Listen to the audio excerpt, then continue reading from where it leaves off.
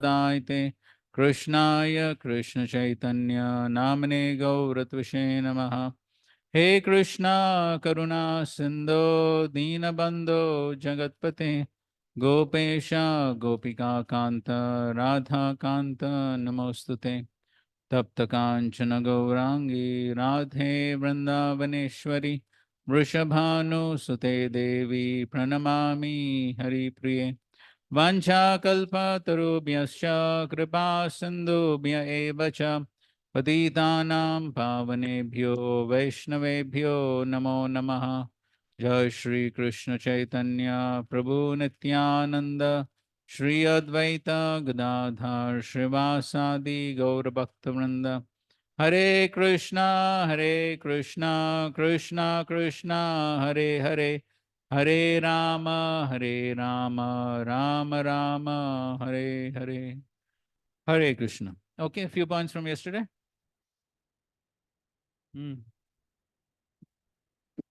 Prabhuji, yesterday, there was one point we have to find out what Krishna desires. Good. You remember the essence. Yeah. And then in services, we have to find out what Krishna desires. And then next thing, in love, we have to sacrifice, not according to our comfort and the services which we do. We have to sacrifice. Okay, good. Very good. Achyut. Lord gives physical, mental, and spiritual protection, and we saw various examples for each. Okay, take it. Thank you.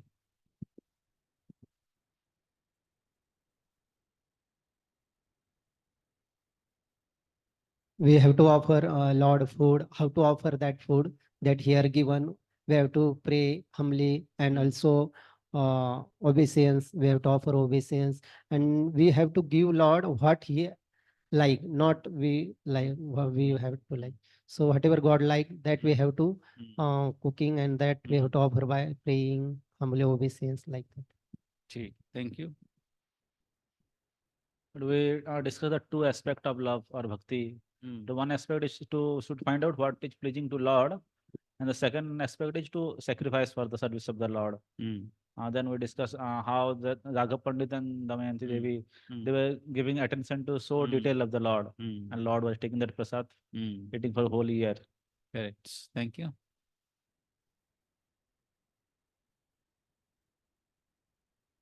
We also discuss about that sloka ananya chinto Chintayanto ma. chintayanto ma ve jana upasate, and matlab Lord's protect his devotees.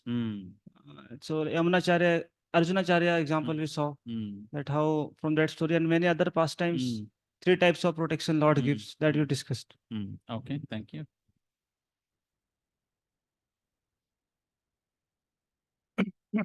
Other than bhakti, nothing can induce Lord to accept anything from anyone. All right. Other than bhakti, nothing. Okay, good. Here.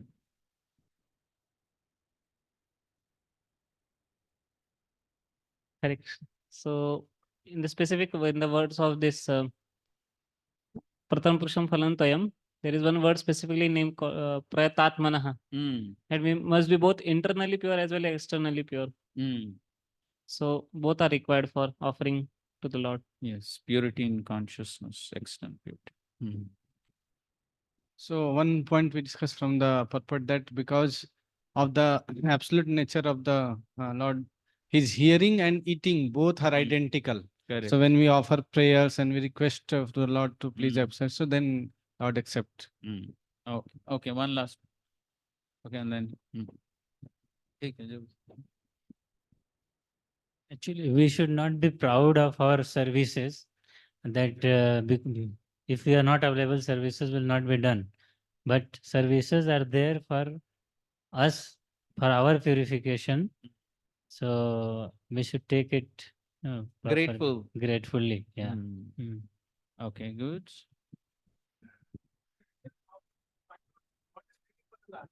We can discuss some details in it, like, if you say if it's only out of bhakti Lord accepts, then okay, I don't take bath, I don't follow the standards, I can do anything, but I have love, so I'll offer Lord. Then we have discussed about that importance of knowing things and doing things as per Guru, Sadhu, and Shastra. Yes. Okay. So we have discussed we get the same seva continuously for many years, but the thing is you have to increase the quality of that seva. How you are doing? It's Chaitanya Mahaprabhu example from क्या नाम था? Raghu Pandit and his wife. Both were preparing very consciously for Chaitanya Mahaprabhu, and they were sending from Bengal to Jagannath Puri. Correct. Okay, good points. Focusing on the quality of the service. Hare Krishna. Ah, Guruji, and there is, if we improve our consciousness, then we can serve nicely, nicely. Then what is the, what do you do? How to improve my service? How to we think about how to improve my service? How to improve my relationship? Like sacrifice, like a mother and child. correct. Good. Okay, so now we'll go to the next verse. That is the 27th verse. Yat karoshi yadashnasi yajjuhoshi dadasi yat tapasyasi kaunteya tad kurushva madarpanam. Whatever you do, whatever you eat, whatever you offer or give away, and whatever austerities you perform, do that, O son of Kunti, as an offering to me. Purport. Thus, it is the duty of the everyone to mold his life in such a way that he will not forget Krishna in any circumstances. Everyone has to work for maintenance of his body and soul together. And Krishna recommends herein that one should work for him. Everyone has to eat something to live. Therefore, he should accept the remnants of foodstuffs offered to Krishna. Any civilized man has to perform some religious ritualistic ceremonies. Therefore, Krishna recommends, do it for me. And this is called archana. Everyone has a tendency to give something in a charity. Krishna says, give it to me. And this means that all surplus money accumulated should be utilized in a furthering the Krishna consciousness movement. Nowadays, people are very much inclined to the meditations process, which is not practical in this age. But if anyone practices meditating on Krishna 24 hours a day by chanting the Hare Krishna mantra around his beads, he is surely the greatest meditator and the greatest yogi, as a substantiated by the sixth chapter of Bhagavad Gita. Okay. Prabhupada writes this beautiful statement in quite a few places. It is the duty of everyone to mold his life in such a way that he will not forget Krishna in any circumstance. Satatam kirtayanto mam. No. Smartavya satatam Vishnu vismartavya najat. So whatever one does, here Krishna is saying, do it for me. Whatever one does, whatever one eats, whatever one offers, everything should be done for Krishna. Okay, so where does this verse stand in the yoga ladder? Why? Sir? Okay, so why do you say it's karma yoga? Wait, no, let him give the mic. Because the person is attached to his work, and because he cannot leave the work, he cannot renounce the work. So at least Krishna is telling, whatever you are doing, give it the fruits to me. Okay, fine. Whatever tapasya you is doing, although it may not be directly pure bhakti, but the results you can offer to me. Okay, fine. Any other thoughts?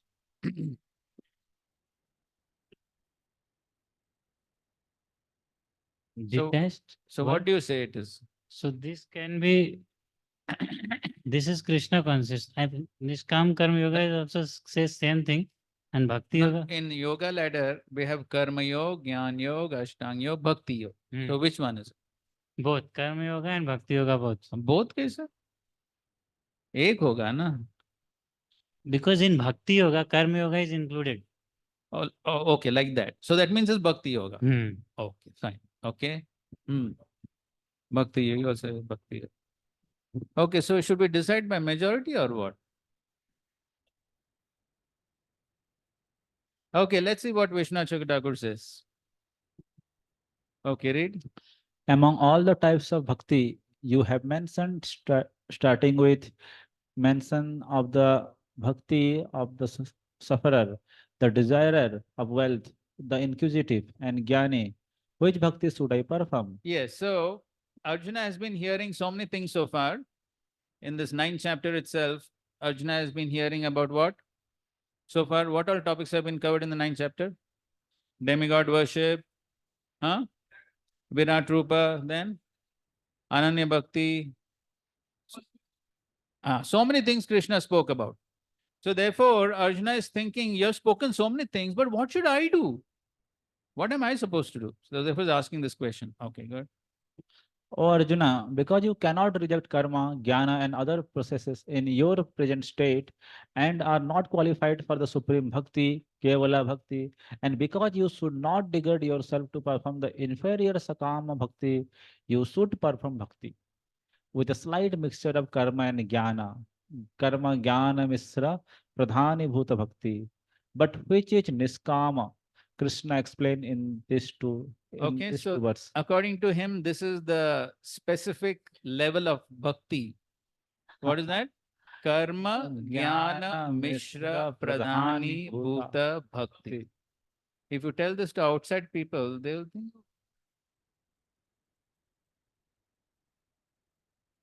That's why Prabhupada didn't get into all these technical details. People will get confused. But of course, since we are doing a systematic study, so we can know. So, so basically it is bhakti. Why it is bhakti? Yes, because it is direct offering to the Lord. Therefore, it is bhakti. But at the same time, there is mishra.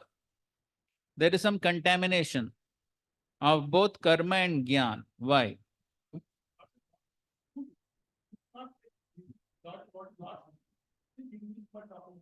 Correct. So therefore, there is contamination of karma. And so, when he is doing what he wants, there is a possibility of some speculation also there. Correct? Because Lord is saying, okay, whatever you want. So some speculation also may be there. So therefore, karma, jnana, mishra, pradhani, bhuta, bhakti. So that is a specific level of this verse. Aage Prabhu. But when you mention that I should offer in sacrifice, that sacrifice is derived from archana, which is an anga bhakti, aiming at the pleasure of Vishnu. And when you mention austerities, it means vows such as Ekadasi fast. This is all Ananya Bhakti. How can you say that it is not? Okay, so now the question is being raised that, okay, you talk about sacrifice, like, so archana. So archana is sacrifice, deity worship. But that is an anga of bhakti. Or if you talk about fasting or tapasya, then Ekadashi fast, that is also anga of bhakti. How is it different from bhakti? Question could be raised. Continue. True, but Ananya Bhakti does not mean that you perform an action and then offer it to the Lord. Rather, in Ananya Bhakti, the action is done after first offering it to the Lord. This is mentioned by Prahlada when he says, Iti pumsar pita Vishnu bhaktis chain navak lakshana kriyeta bhagavati. This bhakti of 9 types after being offered to the Lord should then be performed for the Lord. Sridhara Swami has explained this Bhagavatam verse. In Ananya Bhakti, actions first being offered to the Lord should be performed rather than performing the acts and then offering them later. Thus, the present verse is not included in Kevala Bhakti since the acts are performed then and then offered. Nor it is considered Niskama Karma Yoga because all acts are offered, not just prescribed duties. So he's explaining what is the difference between Ananya Bhakti and this verse or Mishra Bhakti. So this is a very important point. So an Ananya Bhakti does not mean that you perform an action and then offer it. Rather, in Ananya Bhakti, the action is done after first offering it. Correct. So in Bhakti, even before the action is done, one should first find out whether it is pleasing to the Lord.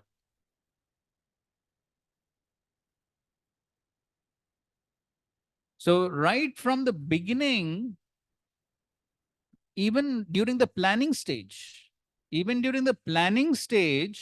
the action is done for the pleasure of the Lord. Not that I do something first and then say, oh, I've done it, what to do? And then offer it.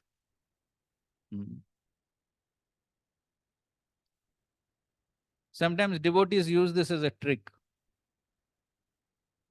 So sometimes if a devotee thinks, if I ask my authority permission, he won't give. So what to do? First do it, and then inform. And then if he says, hey, why you did like this? Sorry. But now it is over. So then what the person will say? I'll take it, sir. Oh, yeah.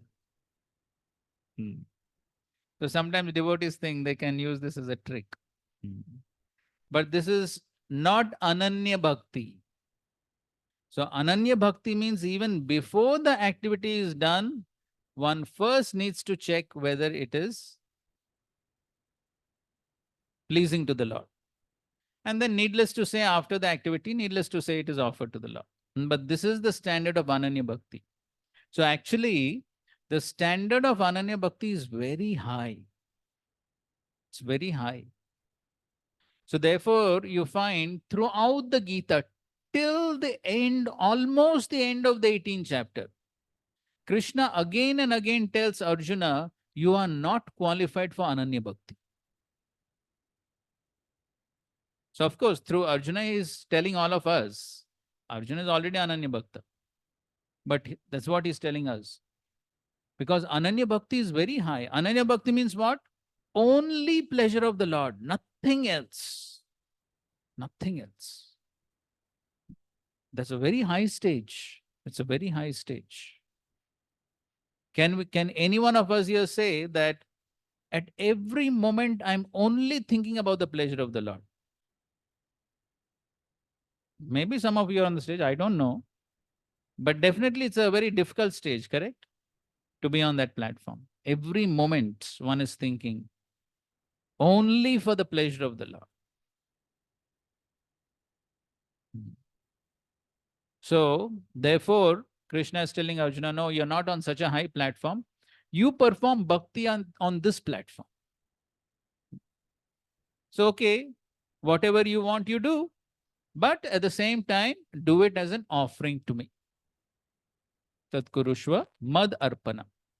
Now, here he's saying, so this is not Kevala Bhakti, but at the same time, he says it is not Nishkam Karma Yoga also. Why? Because in Nishkam Karma Yoga, only the fruits of prescribed duties are offered. Prescribed duties means Varnashram duties. Only the fruits of Varnashram duties are offered. But here, it is not only Varnashram duties, what Krishna says, whatever you do. So therefore, it is not Nishkam Karma Yoga also. So therefore, it is in between. And so technically it is Karma, Jnana, Mishra, Pradhani, Bhuta, Bhakti. And if somebody thinks, oh, this is too complicated, too difficult, so therefore Srila Prabhupada doesn't go into technicalities and confuse people. But for our understanding, we should know these technical details, whoever can understand. But then when Srila Prabhupada speaks on the verse, he just makes it very simple. Read. In the beginning, one cannot take to pure Bhakti Yoga. Karma Yoga means yat karosi, yat asnasi, yat juhosi, dadasi, yat. That is Karma Yoga. Whatever you doing, in the beginning, one cannot take to pure Bhakti Yoga. Therefore, Karma Yoga is recommended. Never mind whatever you are doing. In that position, you can become a devotee. Karma Yoga, that is. People are interested with different types of work. So therefore, Krishna says, Yat karosi. Never mind whatever you are doing. So how it becomes Karma Yoga? Now kurusva tat madarpanam. Now give it to me. Okay, so Prabhupada puts it simply at the platform of Karma Yoga. He says, okay, it is Karma Yoga because it is whatever one wants, he does and then offers the fruit. So it is as good as Karma Yoga. Of course, so it is technically speaking, okay, there is a mix of karma, but then it is bhakti. Prabhupada is not going into those techniques. Yes. Prabhuji,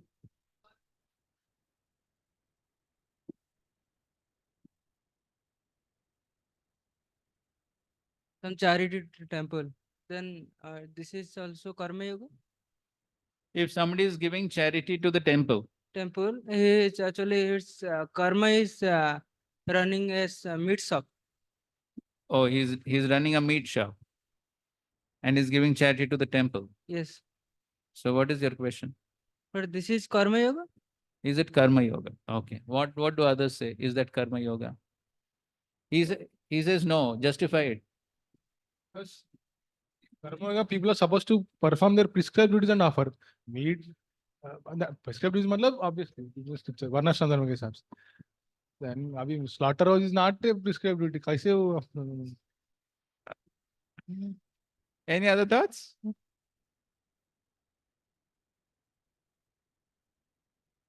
Okay. प्रभु जी इसमें सब कुछ आ गए मतलब it includes all four regulative principle. If break anybody, हाँ. then is it karma yoga or not? You are also asking question only.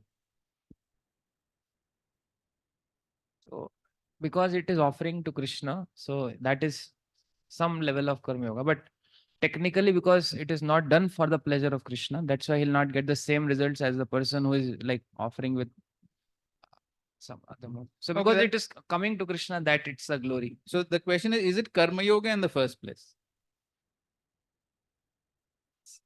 Difficult. Because yoga means to connect with Krishna.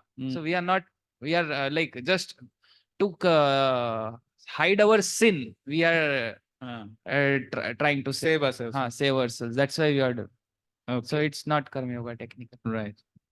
So actually, Karma Yoga means that whatever we are doing our prescribed duty and then offering the result to Krishna. But this is not prescribed duty. This is sinful activity.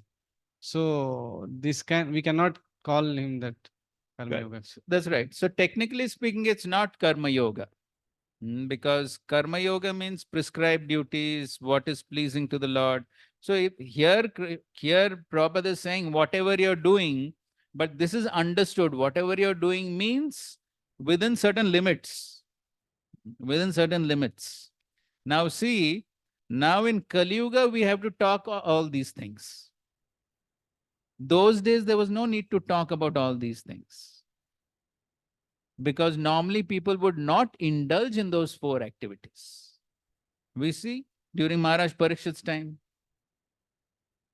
when Maharaj Parikshit told Kali these four places, what Kali said? They don't exist only. So these sinful activities were only done by very low class people, Shudras, Chandalas, they would do. Normal people would not do. But now Kali Yuga is so degraded, everyone is doing. So therefore this question comes. Otherwise, previously this question would never come. Even though it may be said, whatever you are doing. ठीक है ना? हाँ? If some, हाँ?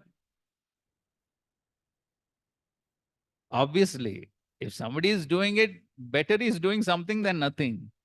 So obviously, it's good that he does something and then he'll gradually get purified and then maybe later he'll close the meat shop. So, okay, I know what you're going to say, but still you say. I had like in our temple only, there was one company, Venki's. They were offering a 25 lakh flute to Krishna and Whole Balaji temple. Okay, then what happened? I just heard the temple authorities didn't accept it. Said we cannot accept. All right. You add some details? Actually, that time Raisampu called Maharaj, and then Maharaj told, no, we cannot accept, because whoever will come and take darshan, then the whole whatever karma is there of that bank is they will get all the portion. So that's why we cannot accept Yeah, so, this. so therefore, if I'm not mistaken, then after that Maharaj said if he wants to come and put in the hundi, he can Hundi, then we can take, Ah. yes. but we will not go and ask. Yes. So if he wants to come, most welcome, no problem. Krishna can neutralize everything. Krishna has no problem. But then he said, yes, we don't want to approach and take all their sins, karma. But if somebody is on his own coming, there's no problem. At least they'll get purified. Maybe one day they'll stop. ठीक है ना? Huh? Okay, you have the mic, you speak.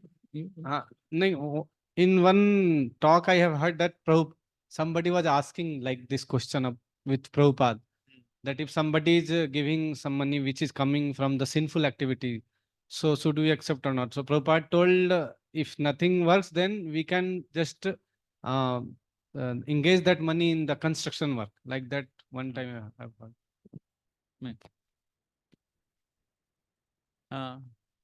Correct. That. Prabhuji, can you just go back to the slide? Prabhuji, I have two questions here. One is, either jo Ananya Bhakti which is mentioned here, it's pure devotion service. And then NOD ka definition of pure devotion service is, we all know that if someone does with that, we were discussing about that, Swarup Lakshana and Tatastha Lakshana of Annabhyasita Shunyam and all, when Ujjwal raised a question that time. So, like Prabhuji, when Lord says that you are not qualified at this stage to practice Ananya Bhakti, this is referring to a continuous pure devotion service practice, or like as NOD has given, like pure devotion service in with but particular time when someone does. Like, time in the sense like when we discuss that, Swarup Lakshana of Annabhyasita, maybe he may be impure, but at that particular point of time for that particular service. No. What is one of the Swarup Lakshan? Anu Shilanam. Yeah, Anu What is the meaning of Anu? Follow. That's one meaning. What's another meaning? Continuous. Continuous. Okay. The other meaning of Anu is continuous. So pure devotional service has to be continuously performed. Not that one performs for some time, stops it, and then again sometime. No, it has to be continuously performed.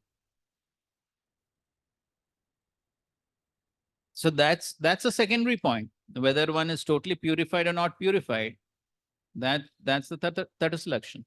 But the Swarup Lakshan of pure bhakti is, it has to be continuously performed. Okay.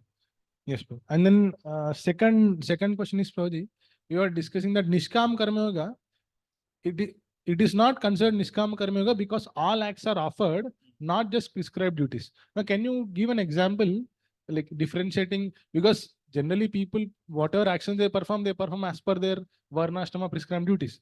Now, what is this action which is in their life, which is not prescribed duties, other activities, but are offered? Like that difference. Okay. So when you talk of prescribed duties, basically it is Varnashram duties, correct?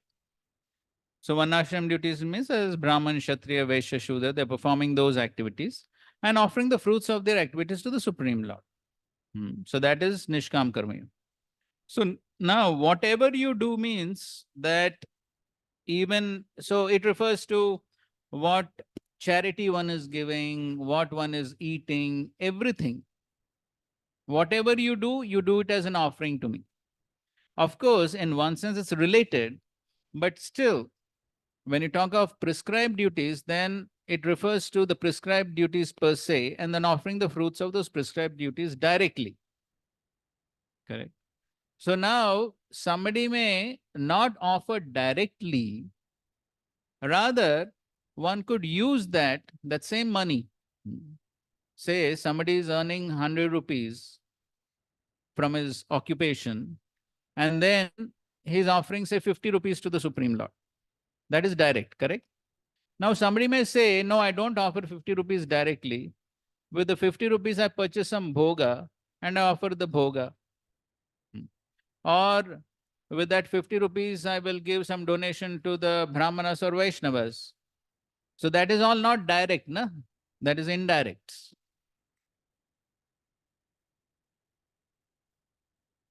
So that is the meaning of what is prescribed duties and not prescribed duties. But Prabhuji, anyways, that is a prescribed duty only, no?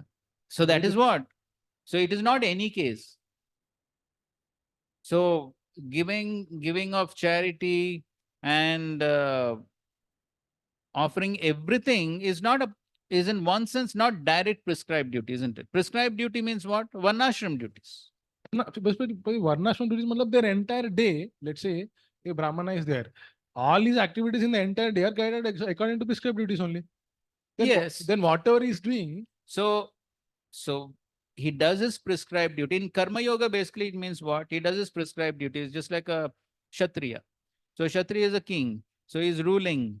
And then in the Vedic times, the duty of the Kshatriya is to get tax, right? So then the citizens, they would give 25% of their earning as tax.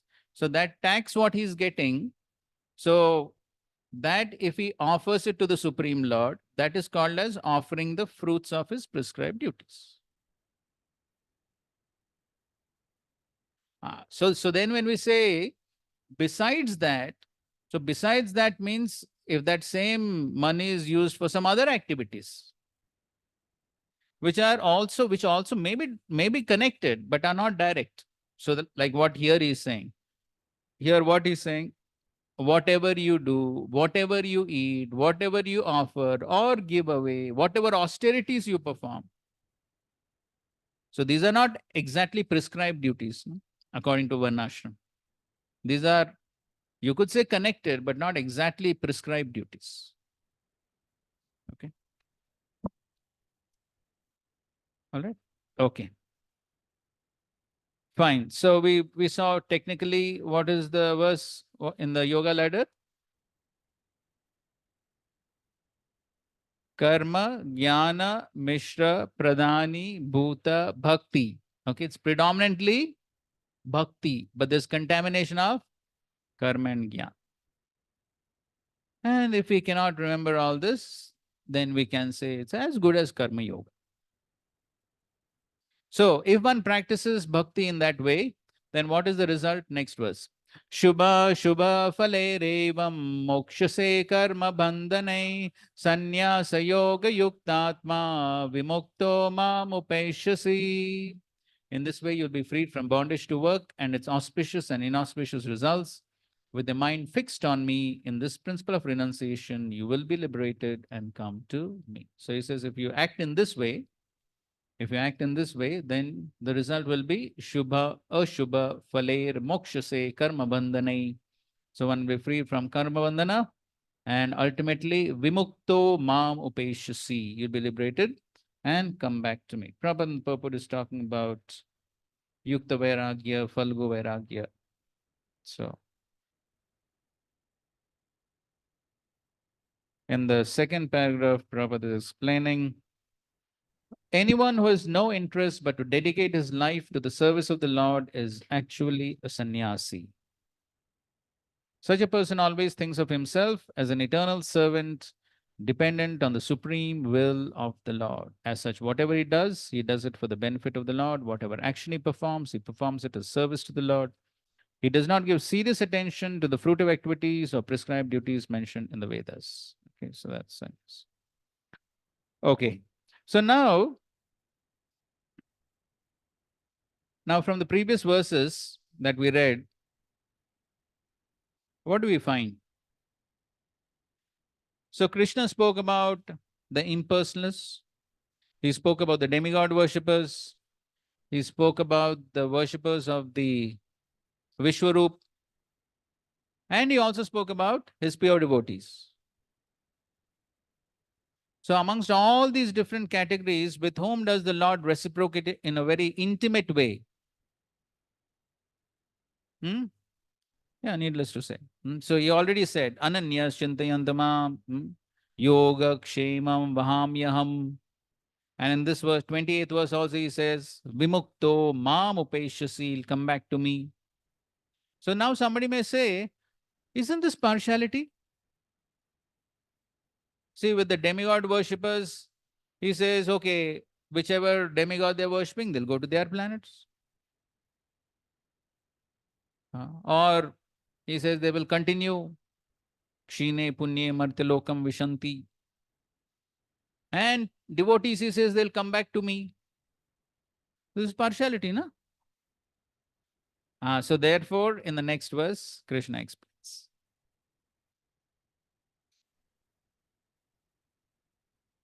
Correct. That's Prabhupada's example. But somebody could argue. So therefore, Krishna is clarifying. Samoham sarvabhuteshu name dveshasti na priyaha ye bhajanti tumam bhaktya mai te teshu chapyaham. I envy no one, nor am I partial to anyone. I am equal to all. But whoever renders service unto me in devotion is a friend, is in me. And I am also a friend to him. Purport. One may question here that if Krishna is equal to everyone and no one is his special friend, then why does he take a special interest in the devotees who are always engaged in his transcendental service?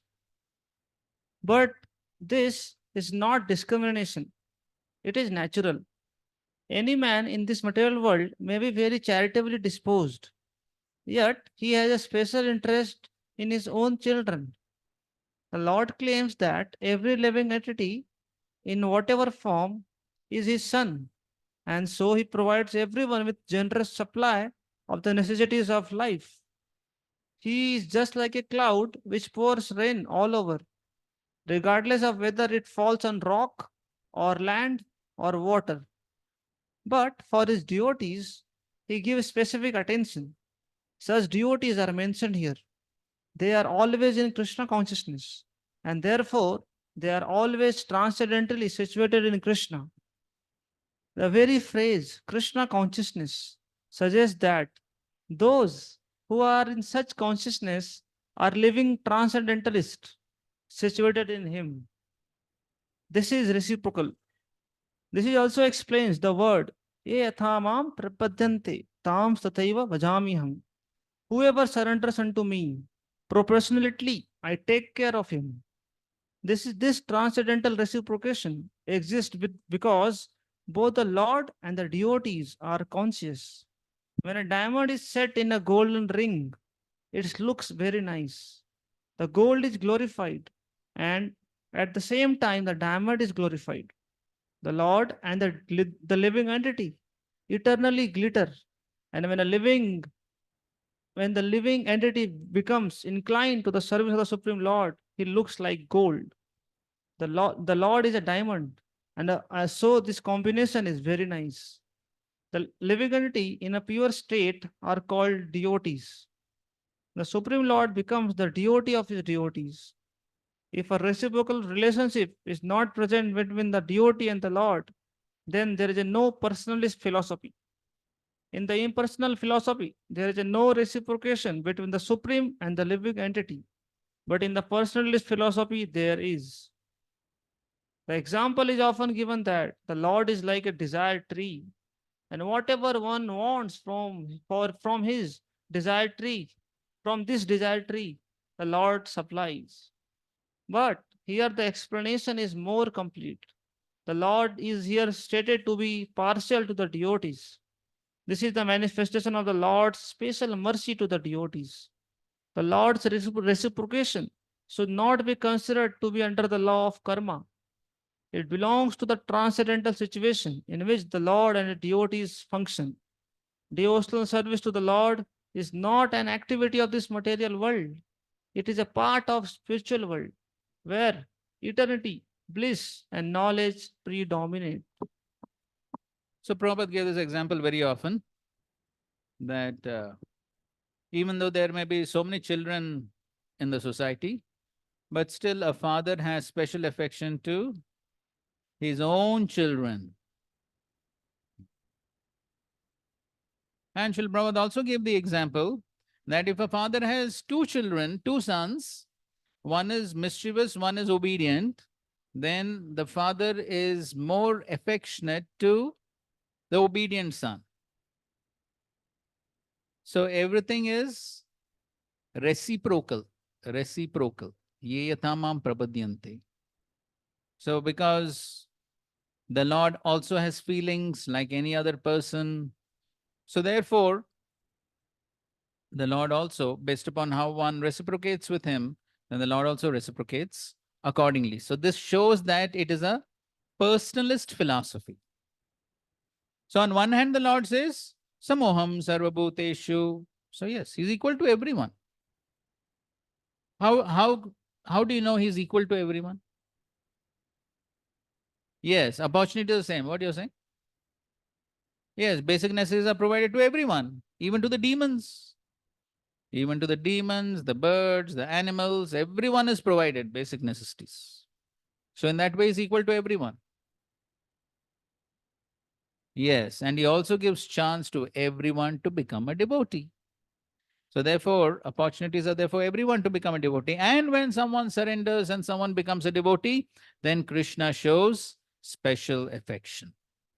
And so here Prabhupada is giving this nice analogy of the ring and the diamonds, the golden ring and the diamonds. So who's the golden ring and who's the diamond? Hmm? Krishna is diamond and the living entity. Yes, then he becomes like gold. And so this combination is very nice. So here Prabhupada is giving the definition of a devotee. So next time we say, I'm a devotee, then we should know what is the definition of devotee. What Prabhupada is saying was the definition of devotee?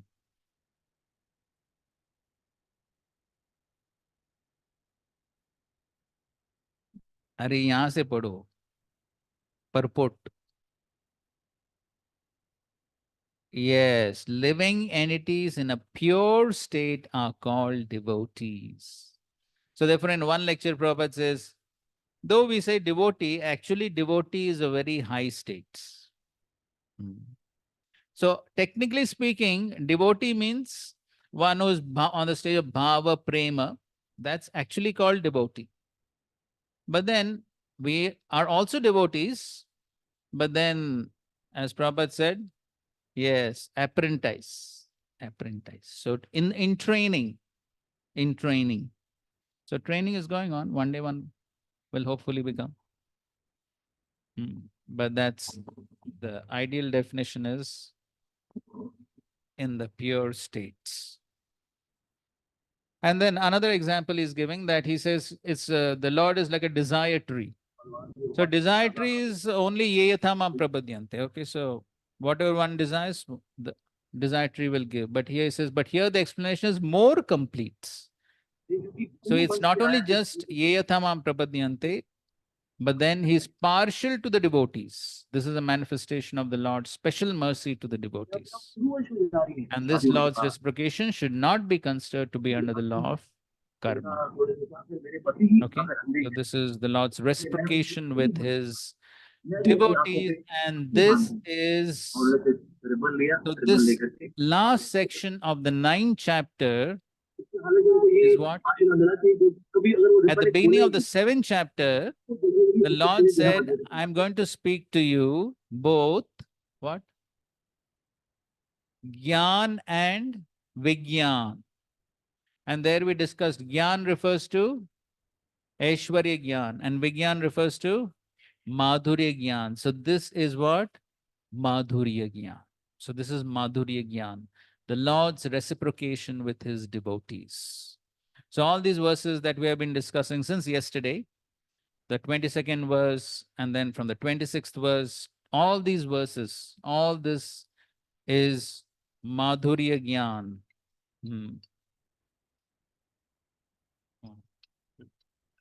I think so. I need to take this. Sorry.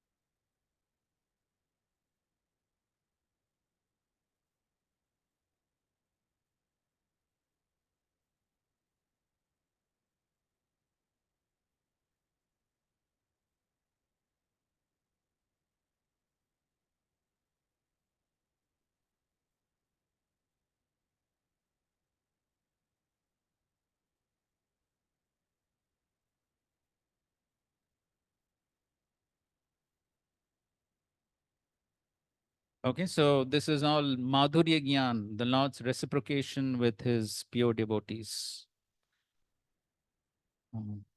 So I think so. Before we get into the next verse, which is very important, that will take quite some time. So I think so we'll take a break now so that we don't have to break in the discussion of the next two verses. Okay, Hare Krishna.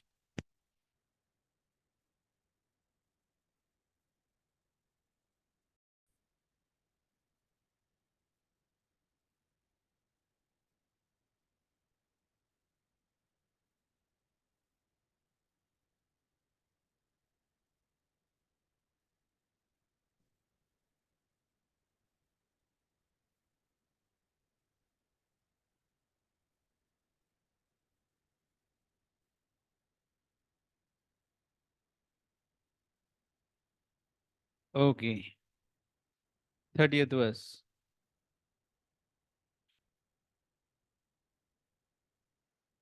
अपि चेत् सुदुराचारो भजते माम् अनन्यभाक् साधुरेव समन्तव्य सम्यग् व्यवसितो हि सः. Even if one commits the most abominable action, if he is engaged in devotional service, he is to be considered saintly because he is properly situated in his determination. So here Krishna is specifically talking about his reciprocation with his devotees. How he reciprocates with his devotees. That's what he's describing here. So a very important purport. So somebody can read slowly and clearly. The word Sudurachara used in this verse is very significant, and we should understand it properly. When a living entity is conditioned, he has two kinds of activities. One is conditional and the other is constitutional. As for protecting the body or abiding by the rules of society and state, certainly there are different activities, even for the devotees, in connection with the conditioned life. And such activities are called conditional. Besides these, the living entity who is fully conscious of his spiritual nature and is engaged in Krishna consciousness or the devotional service of the Lord has activities which are called transcendental.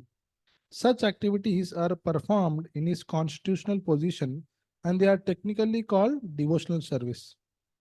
Now, in the conditioned state, sometimes devotional service and the conditional service in relation to the body will parallel one another. But then again, sometimes these activities become opposed to one another.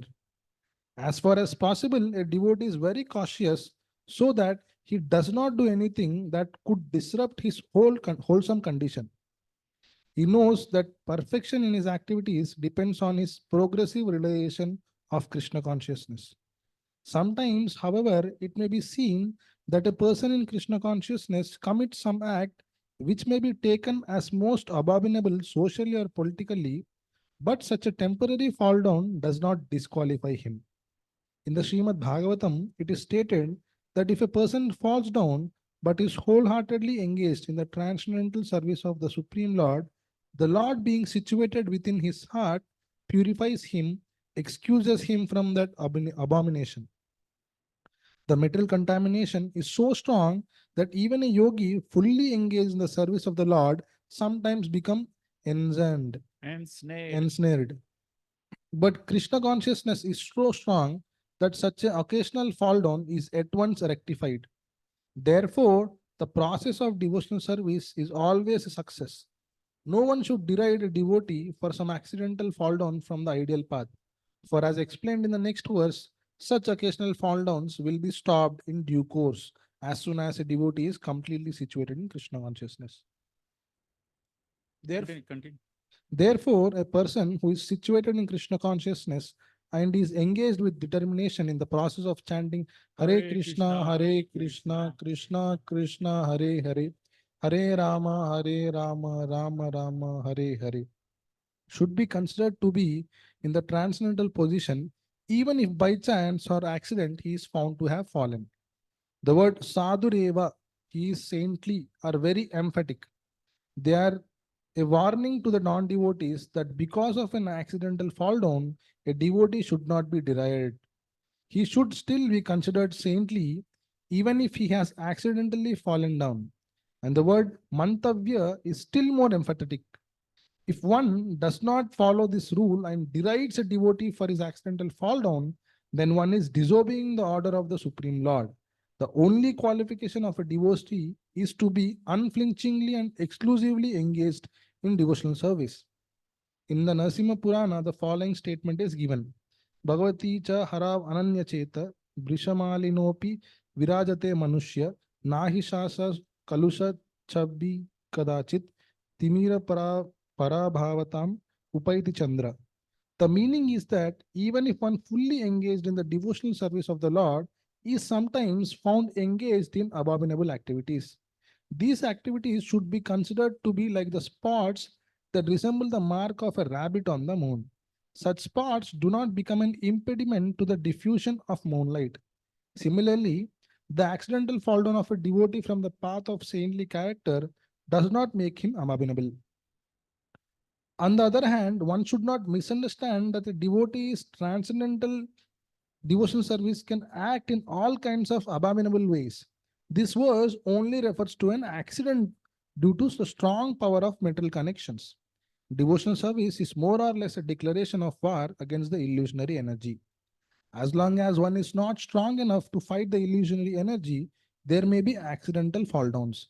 But when one is strong enough, he is no longer subjected to such false downs as previously explained. No one should take advantage if this verse of this verse and commit nonsense and think that he is still a devotee. If he does not improve in his character by devotional service, then it is to be understood that he is not a high devotee. A very important verse for our own practices of devotional service and also in our relationships and dealings with other devotees. So here, Krishna is telling, Api chet suduracharo. Api chet. Api chet means even if. Even if. That means normally a devotee will not do this. Normally devotee will not do. But even if, that means it indicates the possibility of the impossible.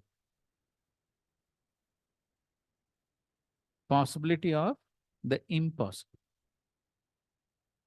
Because normally a devotee will not commit durachar, what to speak of sudurachar. So normally a devotee will not commit sinful activities. What to speak of extremely abominable activities. But then Krishna is saying, even if one commits, normally one will not, but even if one commits. Now, as Srila Prabhupada is explaining the purport, that there is a possibility. Why there is a possibility?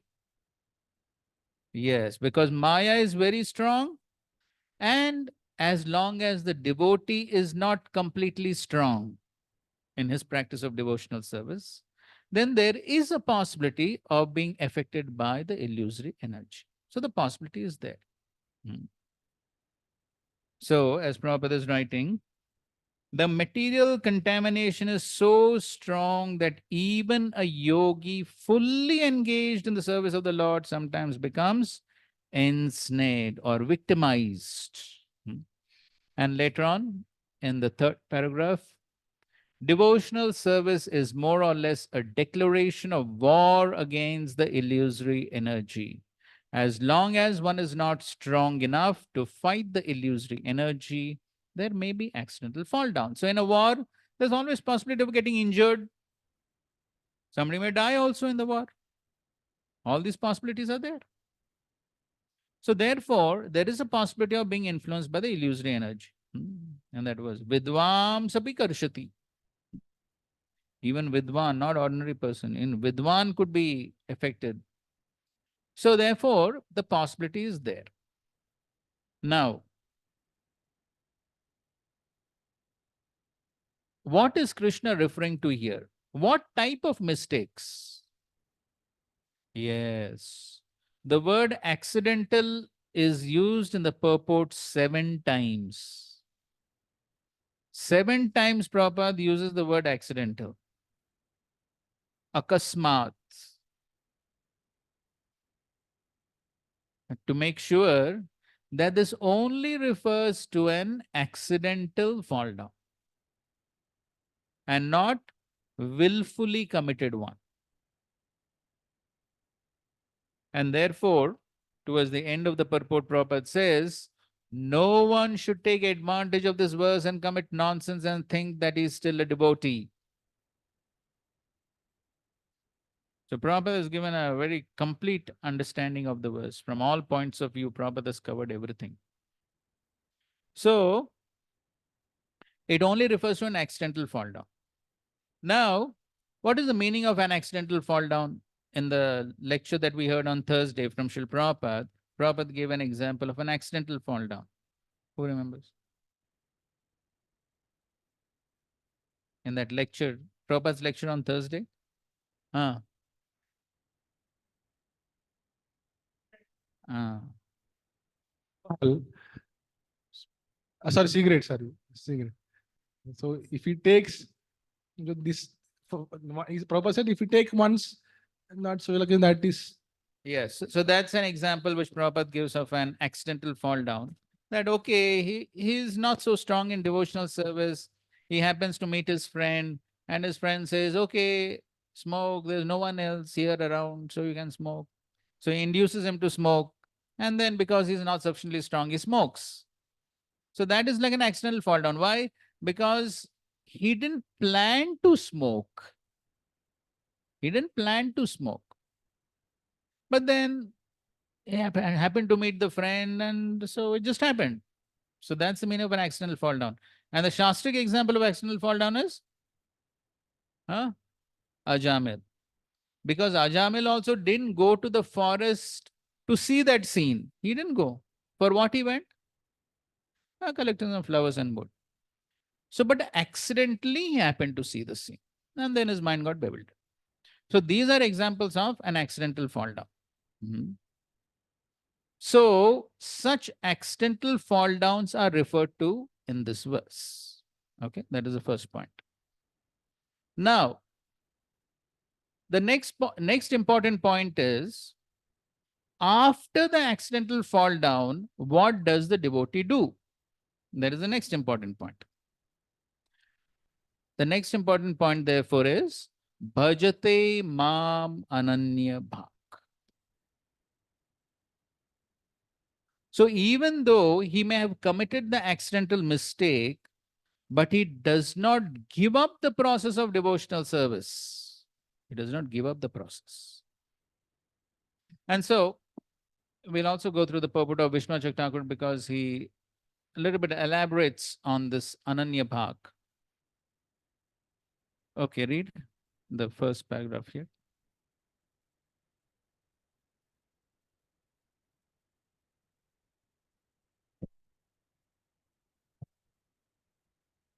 My attachment to my devotee is my very nature.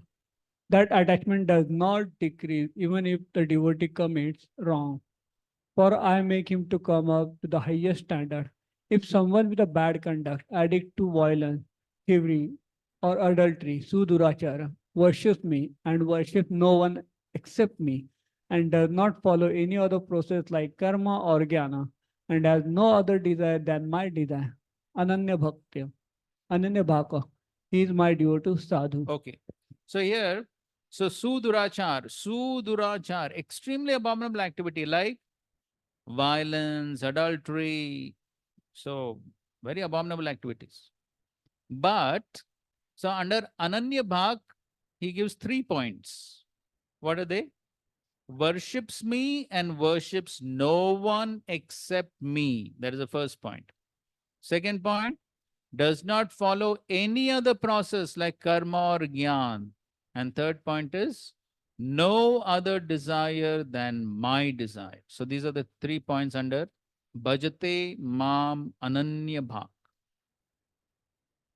So now that he takes shelter of some other process, now that he goes to some karmakandi Brahman and says that, oh, I committed sinful activity, what should I do?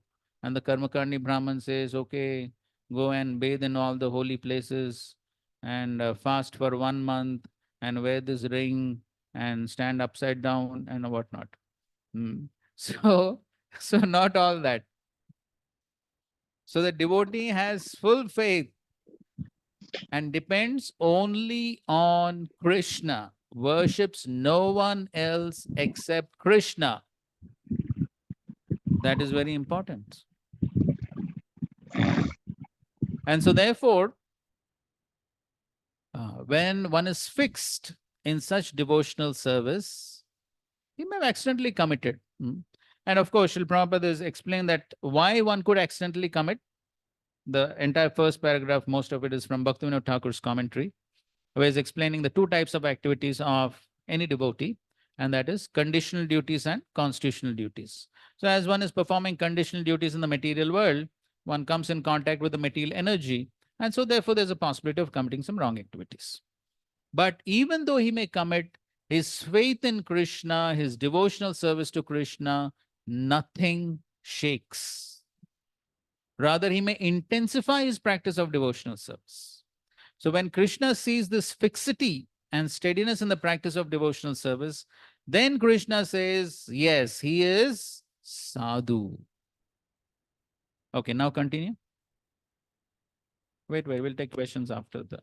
But considering his bad conduct, how is he a devotee? So somebody can ask this question, oh, but he did adultery, illicit relation. How can he be a devotee? He is to be respected, mantavya, as a devotee because of his devotee qualities. It is a command. Not doing so is an offense. My order is the authority. So Krishna is saying, sadhur eva mantavya manna hi padega. It's an order. That is mean of mantavya. It's an order. Not doing so is an offense. So Krishna says it is my order. So he should be considered a devotee in that portion where he worships you, and as a non-devotee in that portion where he commits adultery. Okay, so that's a question raised. Ah. So okay, so there's like a split personality. So in that portion, he has two portions now. One portion is devotee, another portion is non-devotee. So should we consider that devotee like that? He has two portions. That's a question asked. No, he should be considered a devotee eva in all his parts. You should not see his bad qualities at all. He is completely convinced, samyak vyavasthita. He makes a splendid resolution. I will go to hell for my sinful actions, which are hard to give up, but I will not give up dedicated worship of Krishna. So this is samyak vyavasito hi saha. Vyavasaitmika buddhi. Samyak means completely fixed up, completely determined. What is that determination of the devotee? He is ready to go to hell for his offense, for his sinful activity. That means he does not justify his wrong activity, nor he wishes to be excused for the wrong activity. He does not pray to the Lord, my dear Lord, I committed sinful activity. Please save me from the punishment. I don't want to be punished. No, he doesn't pray like that. What is the attitude? I am ready to be punished. To what extent? Even going to hell. He is ready to undergo the punishment. But he will never give up the devotional service of the Lord. That is his determination. So, that determination of the devotee is very much appreciated by the Lord. And that is why the Lord says, yes, he is sadhu. It is my order, it's my command. You have to consider him a sadhu. Why? Because the devotee is determined to practice devotional service, the Lord is also determined to consider him as a saintly person. Reciprocal. So the important symptom of the devotee's sincerity and that he has only accidentally committed the sinful activity, what is the proof of that? His repentance and his determination. So he sincerely repents for his sinful activity. And that's what you see here, his repentance. He's ready to even go to hell. That's his repentance. If you remember in the Brahmachari class, we were discussing the verse from the 11th canto, where Krishna says that even if a devotee may commit some sinful activities due to sense gratificatory desires, then the devotee should happily continue on with great determination, dhrida nishchaya. He should continue his devotional service with great determination, but at the same time there must be what? Repentance. Repentance. So the same thing is told here also. So he needs to continue his devotional service with a great determination, but at the same time there must be some repentance for his sinful activity. But the determination to continue devotional service must go on. So now, so this verse, how to apply it in our own lives and how to apply it when we see other devotees committing wrong activities. So, as far as we are concerned, so if I commit a wrong activity, a sinful activity, what should be my attitude? I must not justify, or I must not pray to be excused from the punishment. One must be ready to undergo the punishment as a part of purification. But at the same time, I need to sincerely repent for my wrong activities. That should be my attitude. Because the tendency is usually to justify and pray to be excused. But a devotee is ready to undergo the punishment because he knows it's better to be punished and purified rather than have sinful reactions pending. And one must be determined to continue on in one's practice of devotional service. And a part of that determination is not to repeat the wrong activities again.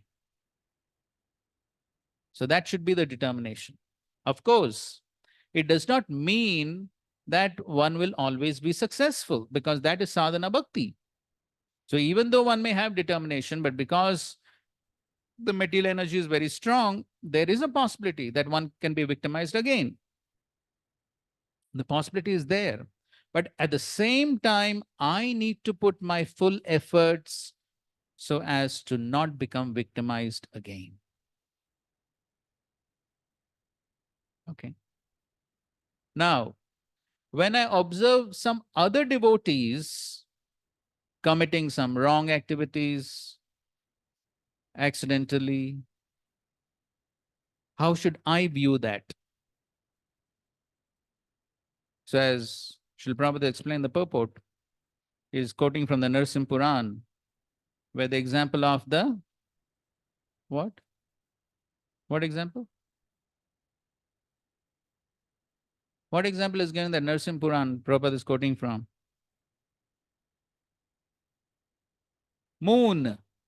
The example of the moon is given, that even though the moon may have so many spots, but still one appreciates the beautiful light of the full moon. So similarly, when we see a devotee, then one must see the Swarup Lakshan of the devotee. What is the Swarup Lakshan? Krishnaika Sharanam.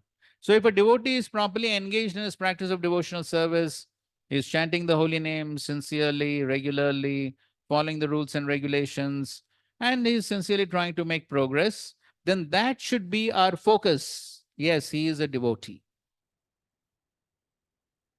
And all other qualities, they are all Tatastha Lakshan. So the devotee is to be considered like the moon. And some of those Tatastha Lakshan may not be there immediately. It takes some time for them to manifest. But they should be simply considered, those small faults should simply be considered like pod marks on the moon. Or it says the mark of rabbit on the moon. So that does not impede the diffusion of moonlights. So that should be our vision when we see some other devotees not behaving properly, committing some mistakes. So that should be our vision towards other devotees.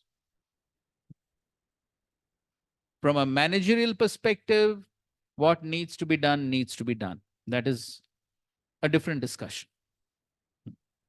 That is left up to the managers to decide for the sake of protecting the rest of the community, the other devotees, and so on and so forth.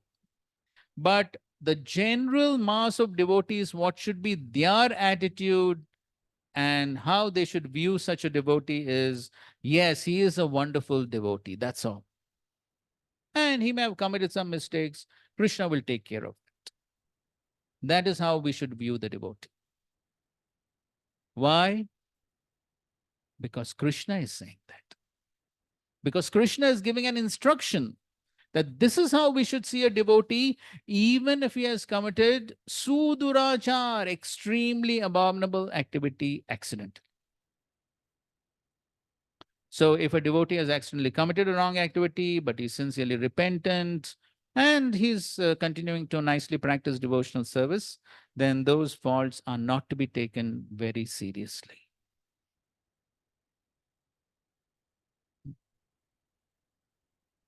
And so Shrutakiti Prabhu tells that, so sometimes when Srila Prabhupada would see mistakes in devotees, then Srila Prabhupada would definitely chastise, sometimes very heavily.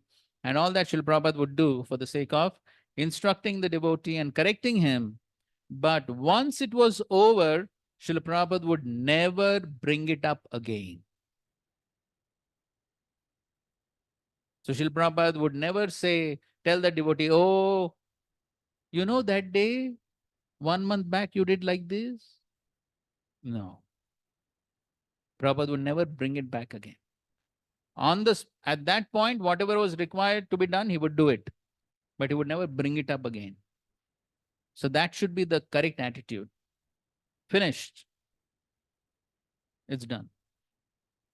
So one should not once again remember. In fact, Bhaktivinoda Thakur writes in the Harinam Chintamani that this is one of the Vaishnava aparads, and that is to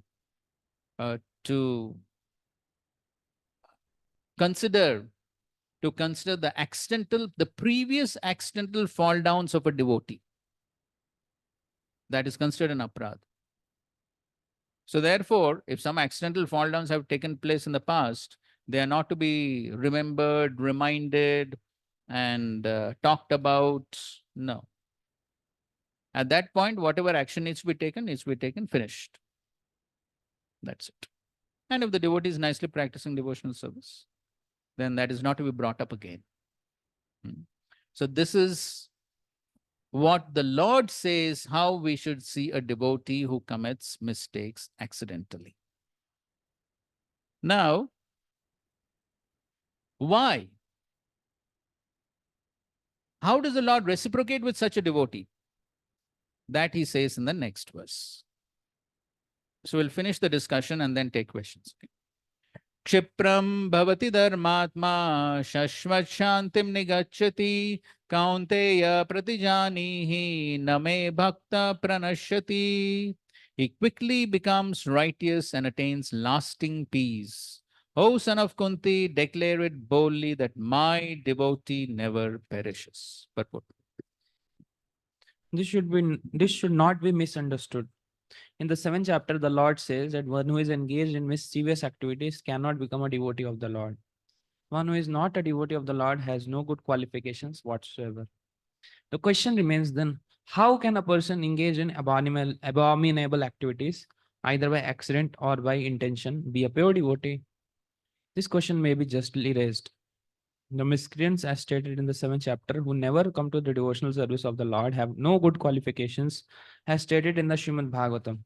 Generally, a devotee who is engaged in the 9 kinds of devotional service devotional activities is engaged in the process of cleansing all material contamination from the heart. He puts the Supreme Personality of Godhead within the heart, and all sinful contaminations are naturally washed away. Continuous thinking of the Supreme Lord makes him pure by nature. According to the Vedas, there is a certain regulation that if one falls down from his exalted position, he has to undergo certain ritualistic process to purify himself. But here there is no such question because the purifying process is already there in the heart of the devotee due to his remembering the Supreme Personality of Godhead constantly. Therefore, the chanting of Hare Krishna, Krishna Krishna, Hare Hare, Hare Ram, Ram, Hare Hare should be continued without stoppage. This will protect a devotee from all accidental fall downs. He will thus remain perpetually free from all material contamination. Okay, let us also read Vishnu Thakur's commentary on the verse. We'll come to this a little later. Okay, read. How can you accept the worship of such a sinful person? How can you eat the food and drink offered by a heart contaminated with lust and anger? Okay, so the question is being raised. So, such a sinful person, he has done such abominable activities. How can you accept food and drink offered by such a person? Very quickly he become righteous. The present is used and not the future to express the fact that having committed sin, by remembering the Lord, he becomes repentant and thus very quickly becomes righteous.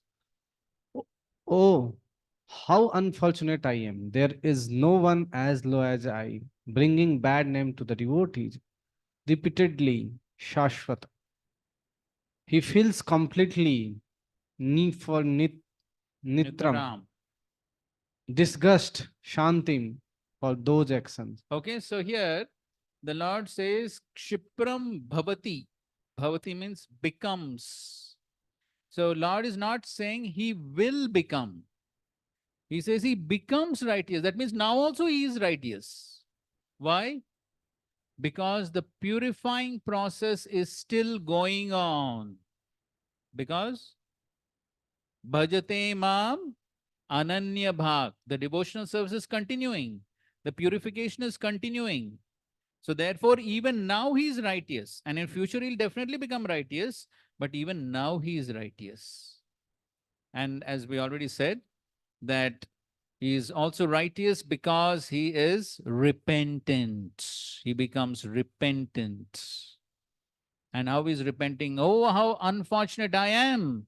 There is no one as low as I bringing bad name to the devotees. So he feels greatly repentant for his wrong activities. Continue. Or the use of the present tense can indicate that in the future he will develop righteous fully. But even right now it exists in a subtle form. After taking medicine, though the destructive effects of fever or poison remains for some time, it is not considered seriously. Thus, with the entrance of bhakti in his mind, the sinful actions are not taken seriously. Yes, so he's giving a nice example. So one may take medicine for fever. Fever does not stop immediately. It takes some time. Prabhupada's famous example is, yes, when you switch off the fan, it does not stop immediately.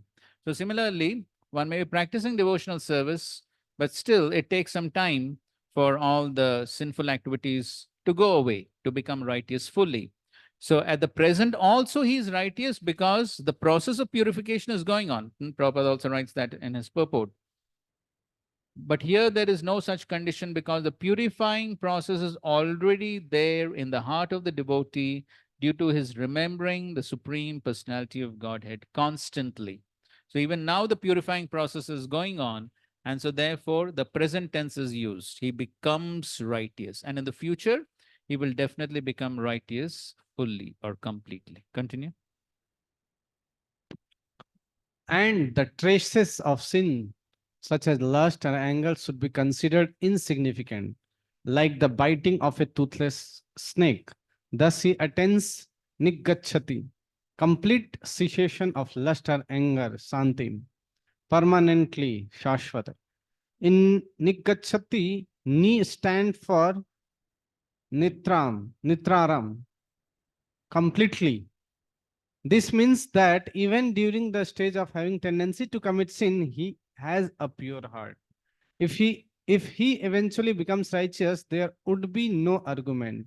However, if a devotee is sinful right up till his death, what is his position? Okay, so now the question is being raised. Okay, if he becomes righteous, purified, okay, that's all right. But what if a devotee, he remains sinful right up till death? What is his position? Okay, what's the answer? The Lord, affectionate to his devotee, then speaks loudly with a little anger. O son of Kunti, my devotee is never destroyed.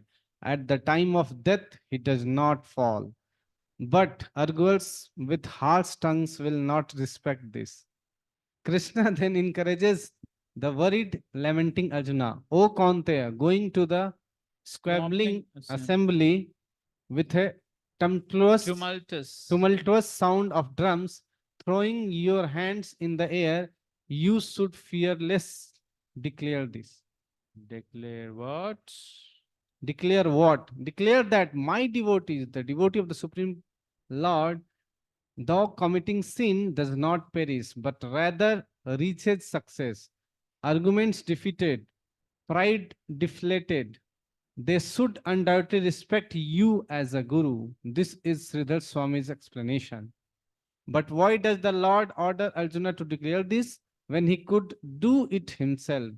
As he will say later, Mam evishasi satyam te pratijane priyosi me. I declare to you that you will truly come to me.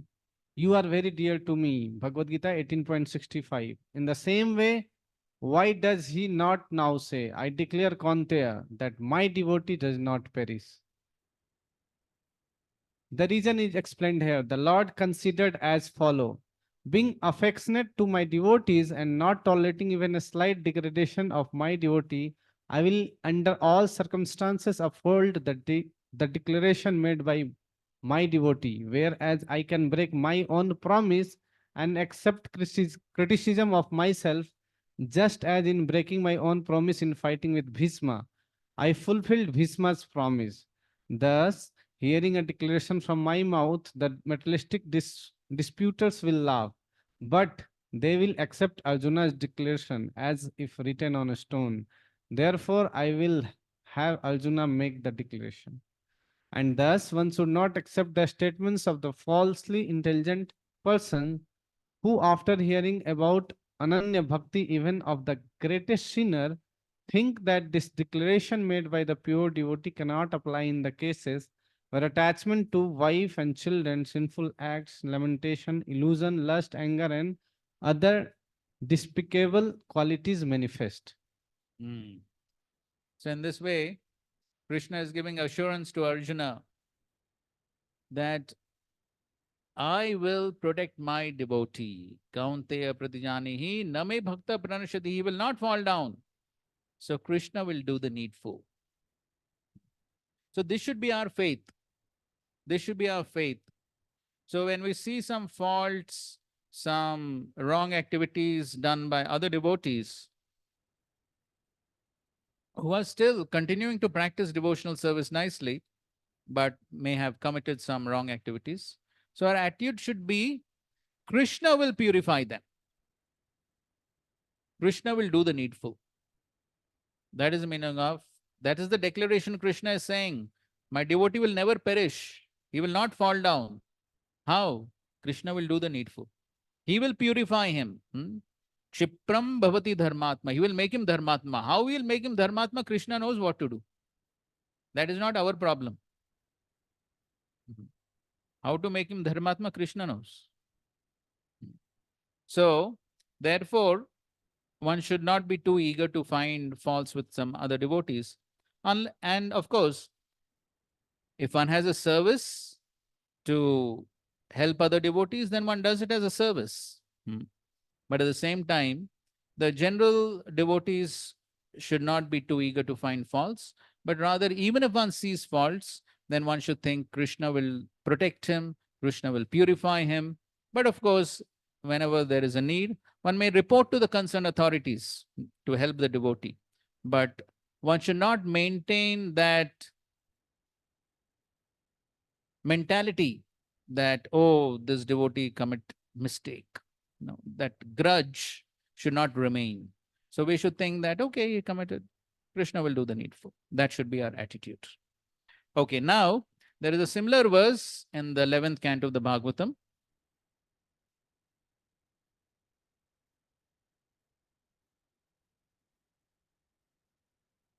Let's recite.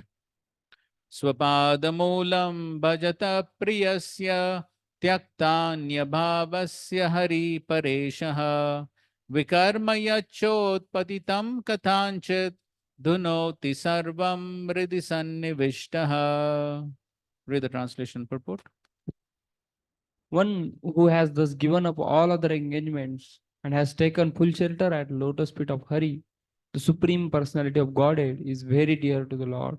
Indeed, if such a surrendered soul accidentally commits some sinful activity, the Supreme Personality of Godhead, who is seated within everyone's heart, immediately takes away the reaction to such a sin.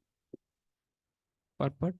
Realizing that everything and everyone is part and parcel of the Lord, a devotee automatically is not inclined to commit sinful activities by violating the order of Lord God. However, due to the powerful influence of material nature, even a sincere devotee may be temporarily overwhelmed by illusion and deviate from the rigid path of pure devotional service. In such a case, Lord Krishna himself, acting within the heart, removes such sinful activities. Even Yamraj, the Lord of Death, has no power to punish a surrendered devotee who has accidentally committed sinful activities.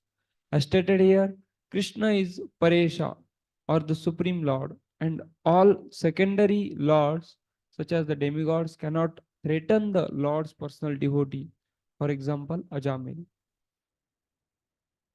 The argument may be raised that the Smriti Shastra states, Shruti, Smriti, Mamai Vagye. Mamai Vagya, the Vedic scriptures are the direct orders of the personality of Godhead. Therefore, one may ask, how can the Lord tolerate that his orders be occasionally neglected, even by his devotees? To answer this possible objection, the word priyasya is used in this verse. The devotee of the Lord are very dear to the Lord. Although the beloved child may accidentally commit an abominable activity, the loving father forgives the child, taking into consideration the actual good intentions of the child. Thus, although the devotee of the Lord does not try to exploit the Lord's mercy by requesting the Lord to free him from any future suffering, the Lord, by his own initiative, frees the devotees from the reactions to accidental fall downs. This causeless mercy of the Lord upon his devotee is his Param Aishwaryam. Param Aishwaryam or supreme opulence. Gradually, the faithful devotee becomes free, even from accidental fall down, because simply by remembering the lotus feet of the Lord, what to speak of by actively rendering service to him, his heart is purified. Although the surrendered devotee of personality of Godhead may sometimes appear to be affected by mundane attitude, they are inevitably protected by the merciful Lord and are never actually defeated in life. Okay, so very similar verse. So you can see here also, he's saying Swapada Moolam Bhajata Priyasya. So one who has taken shelter of the lotus feet of the Lord. So he's very dear to the Lord. Priyasya. Tyaktanya bhavasya hari paresha vikarma yachotpit patitam kathanchit. Okay, so he commits vikarma, that means sinful activity, accidentally kathanchit. But what does the Lord do? Dhunoti. Dhunoti sarvam ridi sannivishta. The Lord who is situated in the heart cleanses him of all those sinful reactions. And so here also you can see the word accidental comes. And however, due to the powerful influence of material nature, even a sincere devotee may be temporarily overwhelmed by illusion and deviate from the rigid path of pure devotional service. Okay, because of the power of the illusory energy. So definitely one needs to be always very careful As Srila Prabhupada is writing in his purport, that by constantly chanting the holy names, one can be protected from even accidental fall downs. So that means when we are constantly engaged in devotional service continuously, then one will be protected from such accidental fall downs. Otherwise, even a sincere devotee, long-standing devotee, whoever one may be, there is always the potential, the possibility of being affected by the illusory energy. So one always needs to be very careful. But because such a devotee is dear to the Lord, so Lord Krishna himself, acting within the heart, removes such sinful activities. And even Yamraj has no jurisdiction over such a fully surrendered devotee. And so here he's raising the question, one may ask, how can the Lord tolerate that his orders be occasionally neglected, even by his devotees? And to answer this possible objection, the word priyasya is used in this verse. The devotees of the Lord are very dear to the Lord.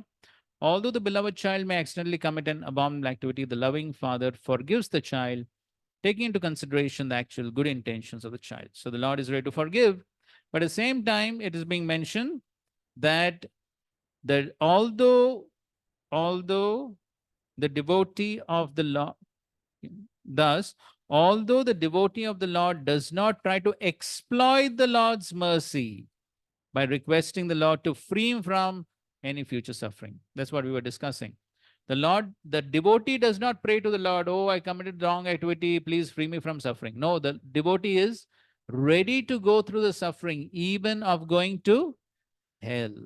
So he's ready to undergo the suffering. He thinks, let me suffer, then I'll get purified.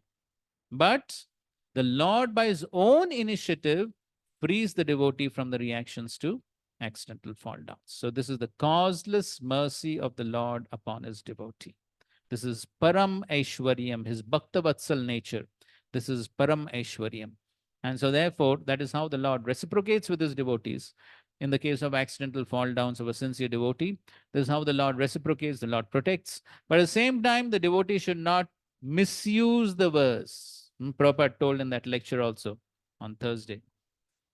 One must not misuse the verse, one must not take advantage of this verse. Prabhupada is writing here also.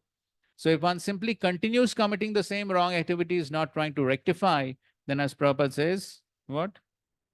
It is to be understood that he is not a high devotee. That means he's not a sincere devotee. So Lord is ready to excuse. In some lectures, Prabhupada says, the Lord will excuse once, twice, thrice, but no more. So ultimately, of course, the sincerity of the devotee is most important. And the Lord knows the sincerity of the devotee. If the devotee is sincerely trying, but due to previous conditionings or whatever, there is some occasional fall down, then the Lord doesn't take it so seriously. He is ready to purify him. So how the Lord will purify that, the Lord knows. So the Lord may put the devotee through some suffering conditions, whatever it may be, some disease or some other problems, and thus the Lord will purify him of those sinful reactions and reinstate him on the right path. That's how the Lord reciprocates. So therefore, when the devotee goes through suffering conditions, this is what the devotee thinks. What the devotee thinks? Yes, this is due to my own past sinful activities. So therefore, Tatya Anukampam Susumikshmana Bhunjana Evatma Kritam Vipakam. This is due to my own past sinful activities that I'm getting this suffering. That is how the devotee thinks. And that may actually be a fact. That the Lord is trying to purify the devotee of the sinful tendencies by putting him through those suffering conditions. And therefore, the devotee thanks the Lord. Ridvag Vapubir Vidadhan Namaste. Why he thinks, oh, the Lord is so merciful. He's giving me some token punishment. I was actually supposed to suffer much more, but he's giving me a little punishment to purify me. This is how this is how the devotee thinks. And thus the devotee continues on in his practice of devotional service and eventually gets purified. So this is the causeless mercy of the Lord upon his devotees. This is the reciprocation of the Lord with his devotees. And so therefore, on one hand, in our own personal lives, when one accidentally commits some sinful activities, one should not become too discouraged. But at the same time, one needs to seriously practice devotional service, intensify one's practice of devotional service, and also be repentant.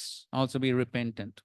And when one sees other devotees committing some sinful activities, some wrong activities, then one should think that, okay, that is like, yes, spots on the moon. Okay, the Lord will take care, the Lord will purify him. That is between the Lord and the devotee. None of my business. That should be our attitude when we see some other devotees committing some accidental mistakes. Any questions?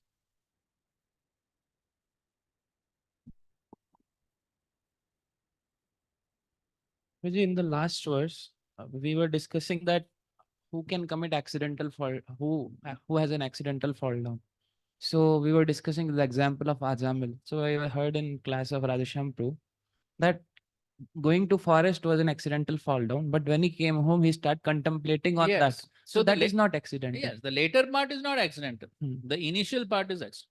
But also, Guruji, in the accidental part, uh, the fall down begins when the person starts contemplating. So when he starts contemplating, that means he is willing to enjoy a particular thing. So then how it is accidental then? The accidental is because he did not go into that situation willingly. Willing. Yeah. That is the accident. Then later what happens, that is his choice. Later what he does, that is his choice.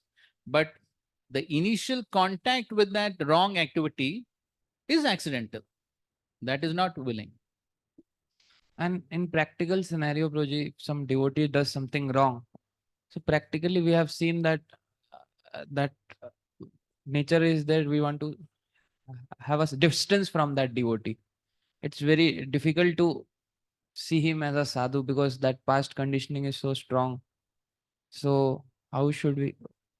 And even in our society also, there are many instances where devotees did something wrong.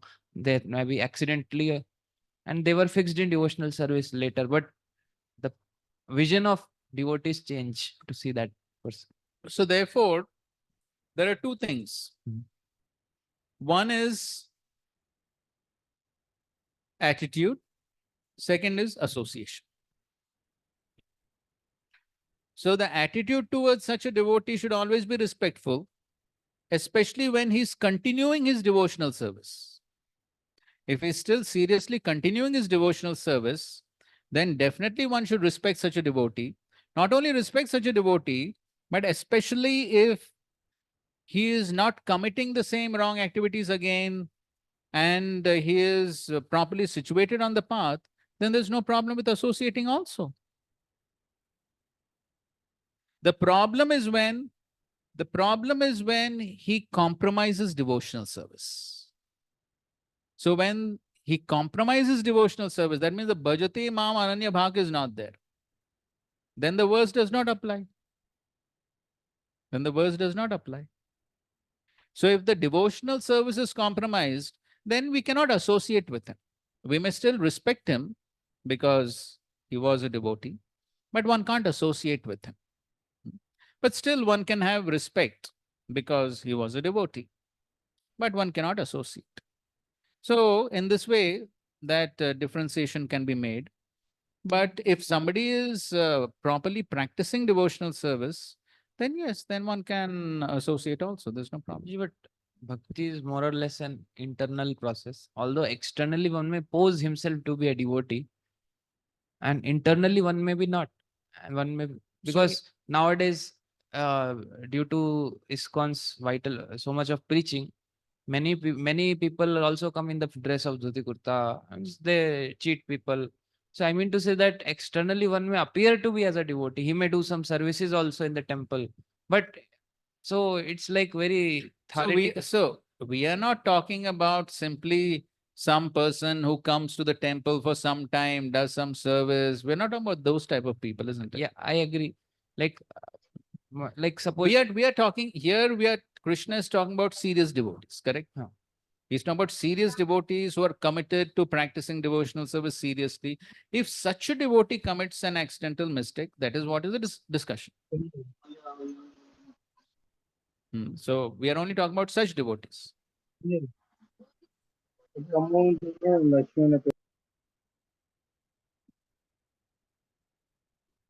were discussing that Madhurya Gamanika second way. We were last week. Mm. So we were having this five attributes of someone who is having anishtita bhajana kriya. This Ganatara six, sorry, Ganatara.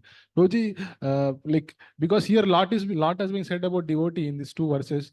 Is there any reference or somewhere like these two verses for that devotee who is at this particular stage or something like that?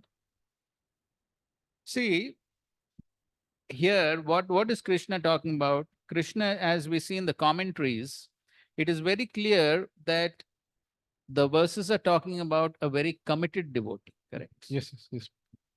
Somebody who's seriously practicing devotional service. So we cannot say exactly which stage, because the possibility of committing some wrong activity could be there almost up to the stage of nishtha, ruchi. At least till that stage the possibility is there. Asakti, very rare. And then bhava, practically no question. But till anartha nivritti and nishtha, there's a possibility of committing some wrong activities. Okay. Now, we do have examples in the Bhagavatam of even Dhruva Maharaj and Bharat Maharaj, committing a mistake. Okay, so those are, of course, very rare and extreme cases. But in general, we can say that, yes. So somebody who, as we see in the commentaries also, both Prabhupada is writing, the other acharyas are writing, that even if somebody is a very sincere devotee, somebody is practicing, what Prabhupada is writing? The material contamination is so strong that even a yogi fully engaged in the service of the Lord becomes ensnared, fully engaged. Right? So the verse are talking about a very serious devotee. And Prabhuji, can you just go back once? No.